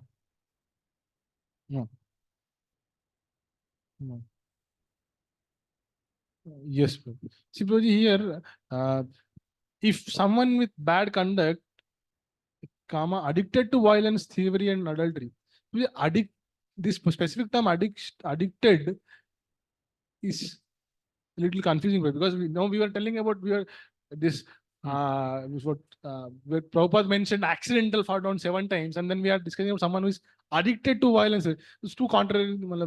I mean, he's using the word addicted. My understanding here is that okay, so he was addicted, and so now accidentally commits it. So that's my understanding of this. But in any case, taking into consideration the commentaries, then it does become clear that it is accidental. You see, both here as well in the 11th canto purport. So everywhere the word accidental is coming. So that is very clear. Because in another explanation, like in the same purport, sorry, commentary, that explanation that what if the devotee continues to be committing this till the end of his life? Yes, till the end of his life. Then what Krishna says? Is that the same? My devotee will never perish. Yes. So Krishna is giving that assurance. So Krishna is giving that assurance that somehow the Lord will protect him. So it will not happen that till death he continues like that. The Lord will do something about it. He will not allow that to happen till death. So that's the Lord's assurance. Prabhuji, here it is said he quickly returns to the path. Yes. So just like we see in the Bharat Maharaj section. Yes. So it takes some time to again come back. Yes. So quickly means now where time is very relative. Time is relative.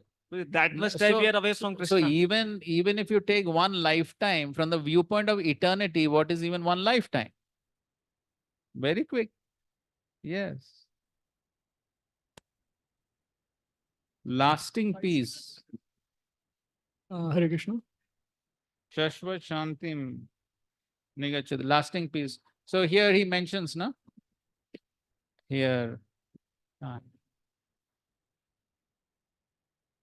Lasting Shashvat Shantim. So he says, one explanation he gives is repeatedly he feels complete disgust.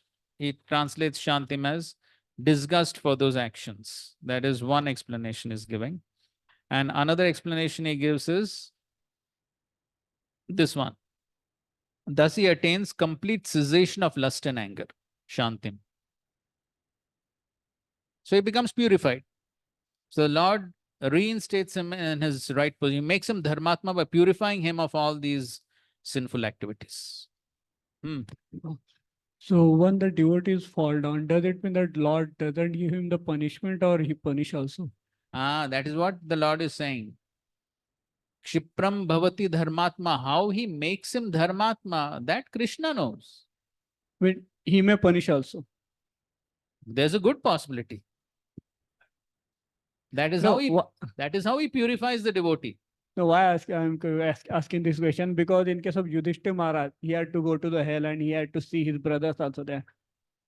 Because he did not agree. Yes, he did not tell a lie. So how do we understand that in this perspective? When Krishna ultimately punished him also. And not severe, but it was a punishment there. Yeah, so because he didn't obey Krishna's instruction. So not obeying Krishna's instruction is a sin, isn't it? Okay. So therefore he received some punishment. So it means that punishment may be there, may not be there. It depends on Krishna. Yes, that depends on Krishna. Okay. But somehow Krishna will purify him.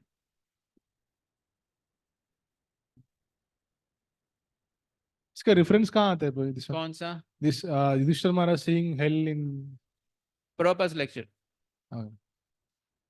You can refer to Vedabase, you'll find it. Prabhupada himself says it. Needless to say, but Mahabharata may have different interpretation, this, that. But we have faith in Prabhupada's words. Here. Ruji, is it audible? Okay.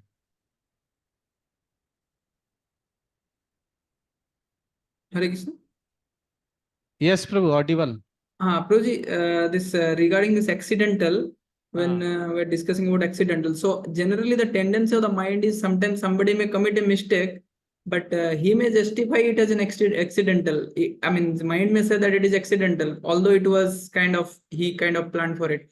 Another one, like related to Ajamil, as you were saying, that Sastric example for accidental mistake is Ajamil. Although Ajamil initially it was accidental, but later on he made a lot of plans. Yes, that is correct. That's correct.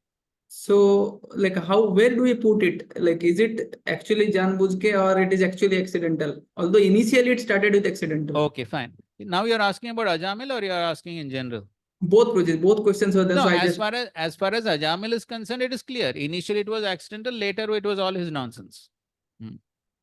So as far as in general a devotee is concerned, now, yes, there is always possibility of a devotee justifying, saying that it is accidental.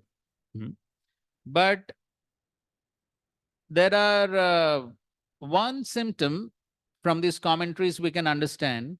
One symptom of the fact that it was accidental is the sincerity of the devotee in continuing the serious practice of devotional service, Bhajate Imam Ananya Bhag, that is one. And the second thing is his sincere repentance.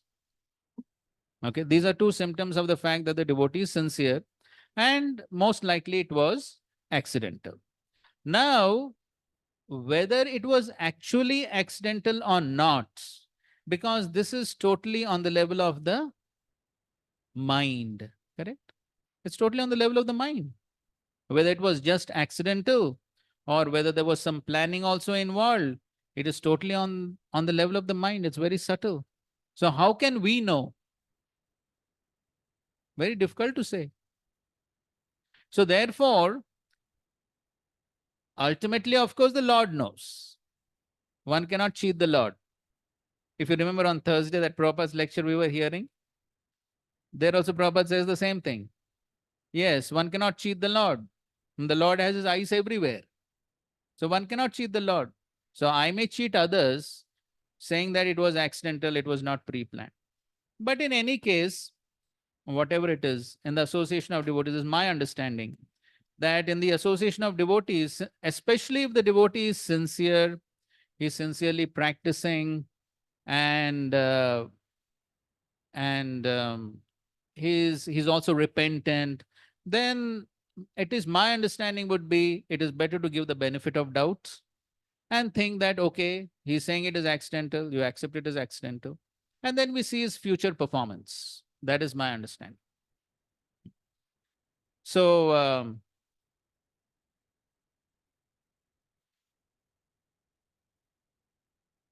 now just like, a personal experience. So once in one place, one very senior devotee, who was writing Bhakti Shastri exams. So somehow Krishna arranges these things. It's very inconceivable, but Krishna arranges. So though we had so many open book essays to correct, somehow we caught these two devotees with exactly the same essays. And both the devotees were very senior devotees. It was totally unexpected from them. So now, ideally speaking, when somebody is caught like that, red-handed, open, so then the punishment is that, he should repeat the entire course. The entire course should be repeated. But then, because they were senior devotees, they were nicely practicing devotional service, and they're still practicing devotional service very nicely. Actually, they're in very good positions also managerially within ISKCON. And so then we excused them and said that, okay, so then they confessed. They were working in the same department. So they had, so one devotee had written the essay and put it on the laptop. The other devotee happened to see it and he copied it. Okay, so, it was sort of like, you cannot say accidental, of course, it was willingly done. But, it was just, you could say, a temptation. He saw it, a temptation, and he took it and he thought, okay, I will not be detected.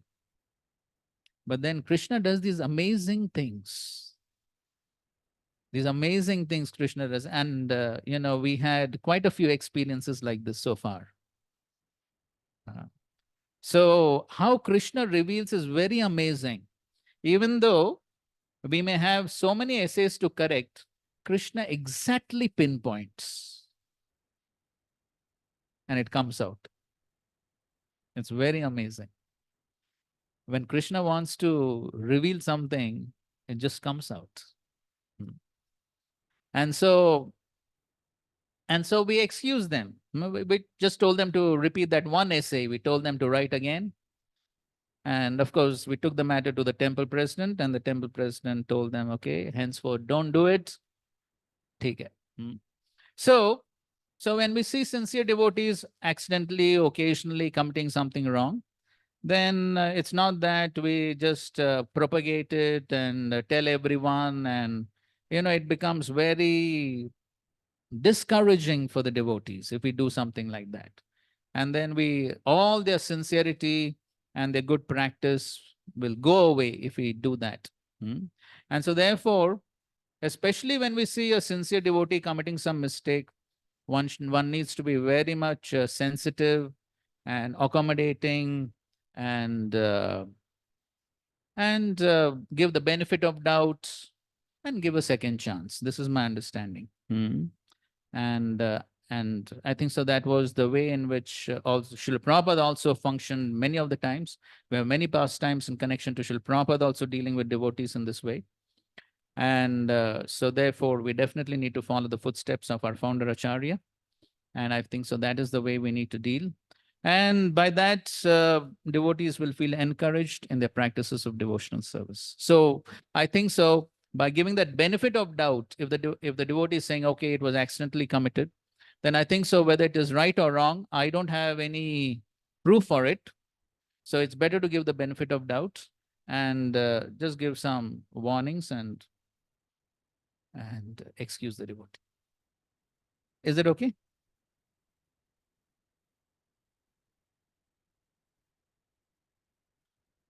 Okay. Okay, fine. So it's already 1:30 and we don't have much time.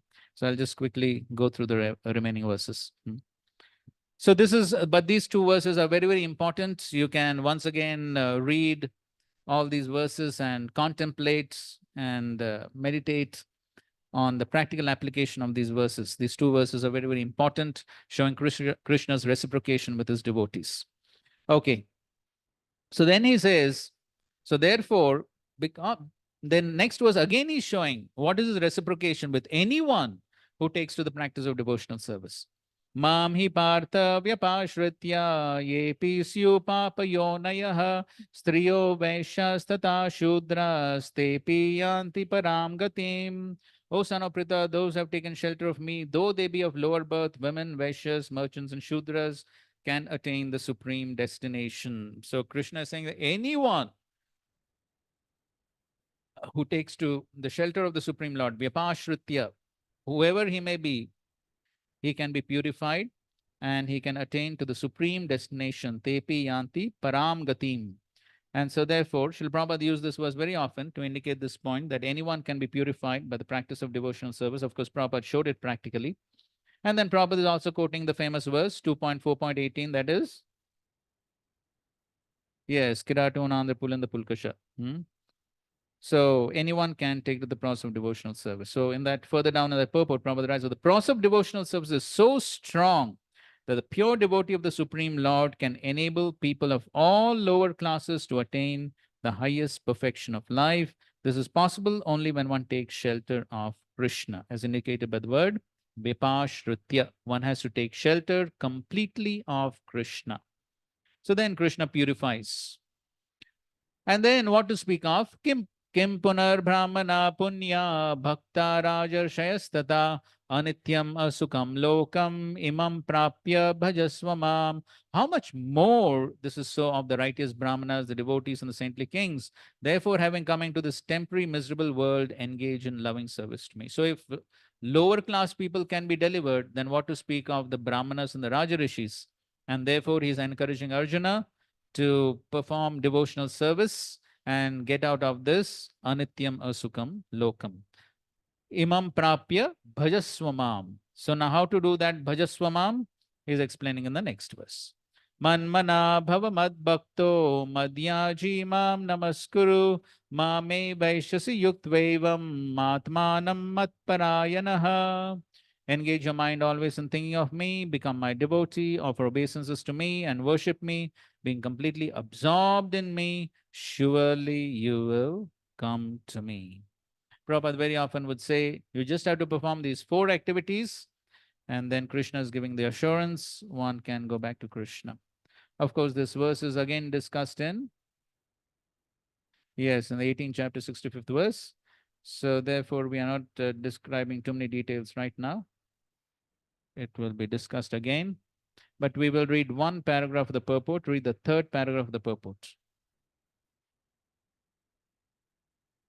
One should therefore engage his mind in the eternal form, the primal form of Krishna, with conviction in heart that Krishna is the supreme. He should engage himself in worship. There are hundreds of thousands of temples in India for the worship of Krishna, and devotional service is practiced there. When such practice is made, one has to offer obeisances to Krishna.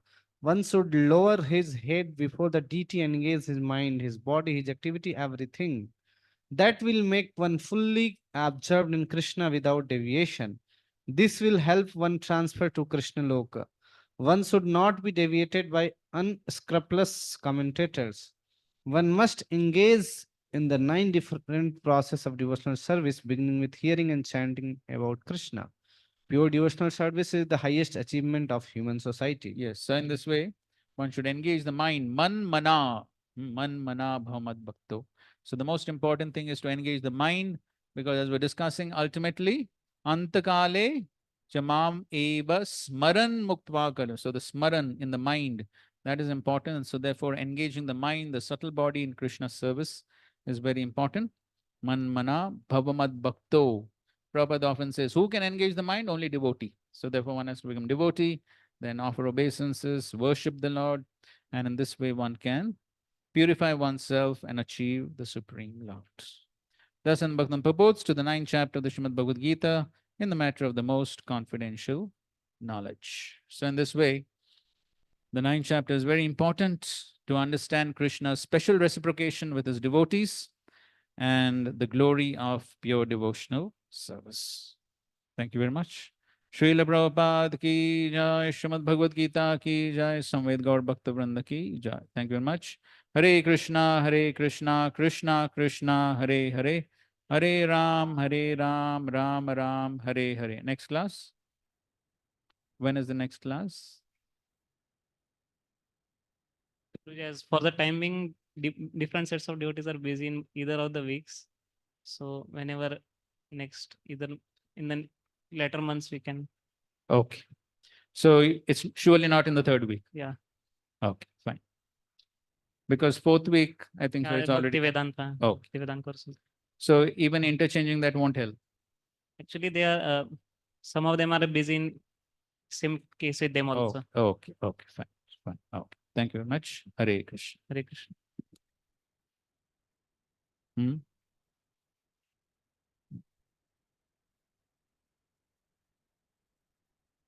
Okay, Hare Krishna.